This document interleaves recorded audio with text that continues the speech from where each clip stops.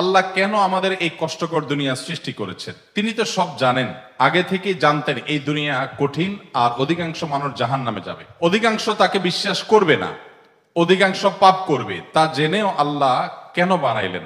অনেকে চিন্তার স্বাধীনতার কথা বলেন যে আল্লাহ স্বাধীনতা দিয়ে পাঠাইছেন, তাই পাপ করলে দোষ মানুষেরই। কিন্তু আল্লাহ তো এটাও জানতেন যে স্বাধীন হলেও অধিকাংশ মানুষ পাপই করবে। তাহলে কি বলা যায় আল্লাহ জাহান্নামে যাওয়ার জন্যই আমাদের বানাইছেন? এটা কি জুলুম না? ভাই আহমদ মুসা, এই প্রশ্নটি আপনার মতো আরো হয়তো অনেকের। আমরা এই প্রশ্ন উত্তরে অনেক দীর্ঘ আলোচনা করতে পারলে ভালো হতো, কিন্তু আমাদের হাতে সেই সময় নেই।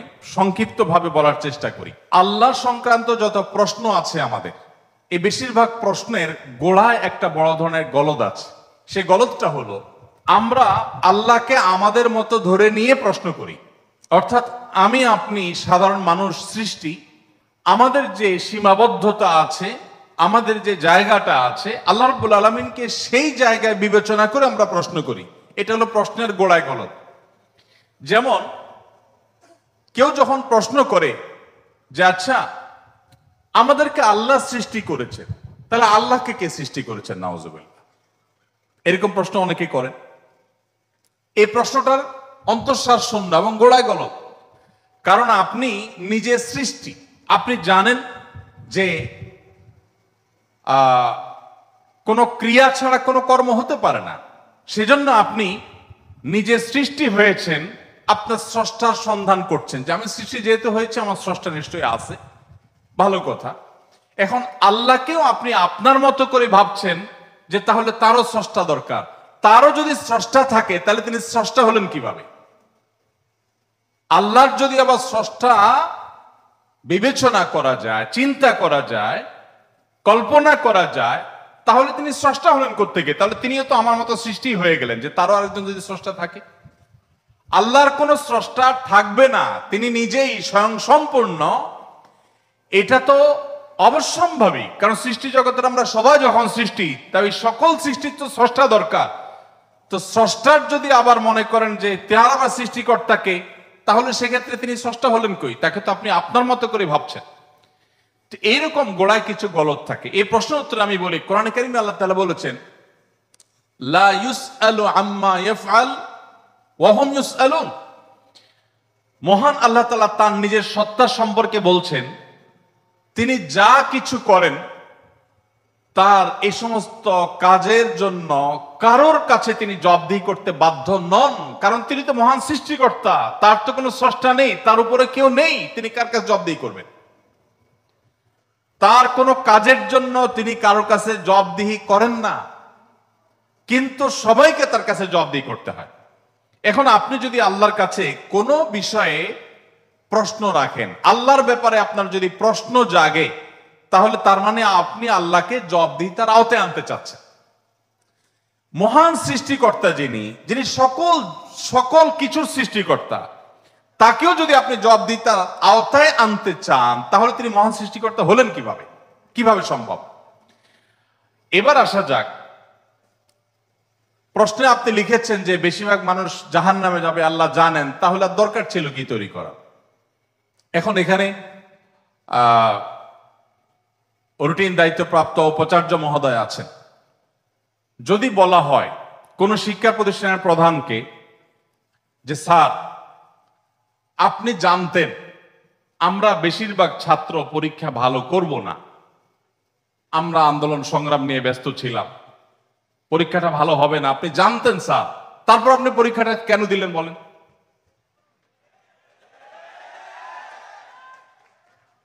কোন কথার উপরে ঠিক? পরীক্ষা দেওয়া হয়েছে কেন? এই জন্য।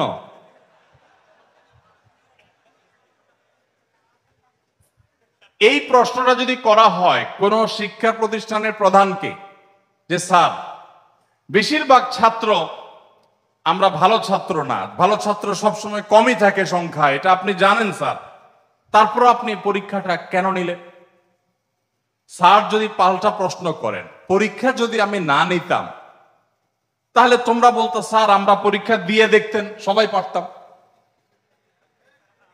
এই কথা বলার অপশন থাকতো কি থাকতো না? স্যার আপনি পরীক্ষা দেন নাই কেন? আপনি দিতেন, দেখতেন আমরা কি পরিমাণ যোগ্য, কি পরিমাণ পড়াশোনা আমরা করেছি, আন্দোলন করেছি, তাতে কি হয়েছে? পড়া পিছিয়ে নেই আমরা। সব ক্ষেত্রে আগে আছে। এর ফাঁকে ফাঁকে আমরা পড়ালেখা করেছি। তাহলে আল্লাহ রাব্বুল আলামিনকে আপনি একই প্রশ্ন করতে চাচ্ছেন যে আল্লাহ, বেশিরভাগ মানুষ তো জাহান্নামে যাবে, আপনি জানেন, তাহলে সৃষ্টি করলেন কেন? এখন মানুষকে যদি আল্লাহ তাআলা এই অনুভূতি শক্তি তার সৃষ্টির আগেও দিতেন, তাহলে মানুষ তো বলতো, আল্লাহ ফেরেশতাদের তৈরি করেছেন, জিনদের সৃষ্টি করেছেন, আমাদেরকে কেন সৃষ্টি করে ইচ্ছা শক্তি দিলেন না? তাহলে আমরা একটু দেখাই দিতাম। আপনি এই প্রশ্ন তো আল্লাহকে করতে পারতেন। মূলত এই সমস্ত প্রশ্নের গোড়ায় গলত আছে। দেখুন, আল্লাহ রাব্বুল আলামিন যখন মহান সৃষ্টিকর্তা, আপনি একটি পুতুল তৈরি করেছেন, একটি পুতুল তৈরি করেছেন মাটির, দুটি পুতুল তৈরি করেছেন। একটি পুতুল আপনি রেখেছেন, আরেকটি পুতুল আপনি ভেঙে দিয়েছেন। এখন আমি যদি আপনাকে প্রশ্ন করি, ভাই কাজটি কি কাজ ভালো হলো? একটা পুতুল রাখলেন আর একটাকে ভেঙে দিলেন, কেন এরকম করলেন? আমার এই প্রশ্ন করাটা আপনাকে যদি আমি জবাব দিই তার আওতায় আনি, যে আপনাকে বলতে হবে এটা ইলজিক্যাল কাজ, কেন করলেন? আপনাকে প্রশ্ন যদি আমি করি, এই প্রশ্ন করার কি অধিকার আসলে আমার থাকার কথা? আপনি পুতুলটা সৃষ্টি করেছেন মাটি থেকে, করে আপনার একটা ভালো লেগেছে রেখেছেন, আর একটা ভালো লাগেনি ভেঙে ফেলেছেন। পৃথিবীর কোনো মানুষ আপনাকে জবাব দিয়ে তার আওতায় আনতে পারে? এই অধিকার আছে কারোর? থাকার কথা না। এটা একান্ত আপনার ব্যাপার। আল্লাহ রাব্বুল আলামিন যখন কিছু মানুষকে জান্নাতে দিবেন, কিছু মানুষকে জাহান্নামে দিবেন, জাহান্নামীদের সংখ্যা অনেক বেশি হবে, এই সংবাদ জানার পর আমার মধ্যে তো এই তাড়া কাজ করার কথা, যদি আমাকে জাহান্নামে যেতে হয় তাহলে আমার পরিণতি কি হবে? তাহলে আমি কিভাবে বাঁচতে পারি, কিভাবে রক্ষা পেতে পারি, কিভাবে আমি আল্লাহর কাছে আর্গুমেন্ট করতে পারি, কিভাবে প্রার্থনা করতে পারি, কিভাবে নিজেকে আমি সে শুদ্ধতার পথে রাখতে পারি? আমার তো সেই প্রচেষ্টা থাকবে। সেটা না করে আমি আল্লাহকে প্রশ্ন করছি, আল্লাহ কেন দিবেন জাহান্নামে, বলেন আগে। ব্যাপারটা কেমন হলো?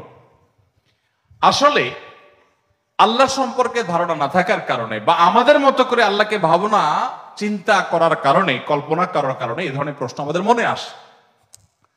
যেহেতু আমাদের সামনে জান্নাত অথবা জাহান্নাম দুটি পথের একটি, অতএব একজন ইমানদার, একজন বুদ্ধিমান মানুষ, তিনি তার জান্নাতের পথকে সুগম করার চেষ্টা করবেন, জাহান্নাম থেকে বাঁচার চেষ্টা করবেন। তিনি আল্লাহকে প্রশ্ন ছুড়ে দিবেন না। আল্লাহকে প্রশ্ন ছুড়ে দিয়ে কি হবে বলেন? আমি আরেকটা উদাহরণ দেই। ধরুন, আপনি একজন মানুষ, আপনাকে বলেছে দরখাস্ত দিতে, তুমি আমার কাছে দরখাস্ত দাও। আপনি আপনার এলাকার জনপ্রতিনিধির কাছে কোনো একটা কাজ নিয়ে গিয়েছেন, এবং সাথে দরখাস্ত তো নিয়েছেন, সাথে সুপারিশ নিয়ে গেছেন, হাই হ্যালো নিয়ে গেছেন, কাউকে দিয়ে ফোন করিয়েছেন, নানাভাবে আপনি চেষ্টা করে আপনি গিয়েছেন। সে ভদ্রলোকের অফিসে যাওয়ার পর আপনি অনেক চেষ্টা করেছেন, কাজটা হয়নি, কাজটা হয়নি। এখন আপনি কিন্তু জানতেন যে আমি দরখাস্ত লেখার নিয়ম আছে সেই হিসাবে লিখেছি, আবার সুপারিশও করেছি, কিন্তু আসলে হবে সেটাই যেটা তিনি চাইবেন, তার এখতিয়ার আছে এটা পাশ করা বা না করা। এখন আপনি যদি তাকে বলেন, ভাই নেতা সাহেব, যেহেতু বিষয়টা সম্পূর্ণ আপনার ইচ্ছাধীন, আপনি দিবেন কি দিবেন না সম্পূর্ণ আপনার এখতিয়ার, আইনও সেভাবে, নিয়মও সেভাবে, সিস্টেমও সেটা, এখতিয়ার 100% আপনার অধীনে, আপনি চাইলে দিবেন, না দিলে নাই, তাহলে নাটক কেন করলেন? দরখাস্ত দেওয়ালেন কেন আমাকে দিয়ে? আমাকে কেন আসতে বললেন? আপনি জানেন সিদ্ধান্ত নেতার হাতে, সিদ্ধান্ত জনপ্রতিনিধির হাতে, সিদ্ধান্ত সেই ব্যক্তির হাতে। আপনি জানেন তিনি যা ডিসিশন নেবেন সেটাই হবে। এটা জানার পরও আপনি কিন্তু আপনার চেষ্টায় কোনো ত্রুটি করছেন না, এমনকি আপনি পাবেন না সেই সম্ভাবনা জোরালো হওয়া সত্ত্বেও আপনার চেষ্টা কিন্তু আপনি ত্রুটি করেন না। সেখানে আপনি মানুষ হয়ে বলছেন যে আল্লাহ যাকে জাহান্নামে দিবে সে তো জাহান্নামে যাবেই, এর ব্যত্যয় তো হবেই না, তাহলে আমার আর কষ্ট করে লাভটা কি? আরেকটি উদাহরণ মনে হয়েছে। এক ভদ্রলোক, তিনি একজন মুসলমানকে, একজন সন্দেহের মধ্যে থাকা মুসলমান, নামকাওয়াস্তে মুসলমান, তিনি একজন সিরিয়াস মুসলমান, প্র্যাকটিসিং মুসলমানকে জিজ্ঞেস করতেছে, ভাই প্রতিদিন নামাজের জন্য আহ্বান করে, ভাই নামাজ পড়তে চলো। তো বেনামাজি মুসলমানটা বলে, না ভাই আমি যাব না। তো একদিন বলতেছে, আচ্ছা শুনেন, আল্লাহর ইচ্ছার বাইরে তো কিছু হয় না, আমি আসলে নামাজে যাই এটা আল্লাহ চাচ্ছেন না, এই জন্য আমি যাই না। তো যেহেতু আল্লাহর ফয়সালা হয়ে গেছে আমি যেতে পারছি না, তার মানে আল্লাহ আমাকে যাওয়ার তৌফিক দেন নাই, সেজন্য যাচ্ছি না, তাহলে আপনি অযথা চেষ্টা করে লাভ নাই। কেন আমাকে প্রতিদিন ডাকেন? কোনো দরকার নেই। তো এই ভদ্রলোক তিনি যখন বলেছেন যে আল্লাহ চাইলে তো আমি নামাজ এমনিই পড়তে যাব, আল্লাহ যখন আমার জন্য নামাজের ফয়সালা করবেন আপনি ডাকা ছাড়াই আমি যাব, আর না করলে তো আমি যাব না, তাহলে আপনি অযথা কেন চেষ্টা করছেন? এই কথা বলার পর ওই নামাজি ব্যক্তি তার আর কোনো উত্তর না দিয়ে পরের দিন এই ভদ্রলোক যখন অফিসে যাবে কাজের জন্য, একই সাথে তারা থাকে, তো শার্ট প্যান্ট পরে যখন সে কাজের জন্য বের হবে তখন তার এই দোস্ত দরজা আটকে ফেললো এবং সামনে দাঁড়ায় বললো, আজকে তো যাওয়া যাবে না। তো বলে, কেন যাওয়া যাবে না? বলে যে আল্লাহ তো রিজিক দাতা, অতএব আপনার নসিবে যেটা আছে সেটা তো এমনিতেই আসবে, আর না থাকলে আসবে না, আপনি গেলেও আসবে না, তাহলে কেন যাচ্ছেন? রিজিকের ব্যাপারে আপনি নামধারী মুসলমান হিসাবে, নাম সর্বস্ব মুসলমান হিসাবে আপনি বিশ্বাস করেন যে রিজিকে যা আমার বরাদ্দে আছে সেটা আসবেই, কিন্তু আমার চেষ্টা আমাকে করতে হবে।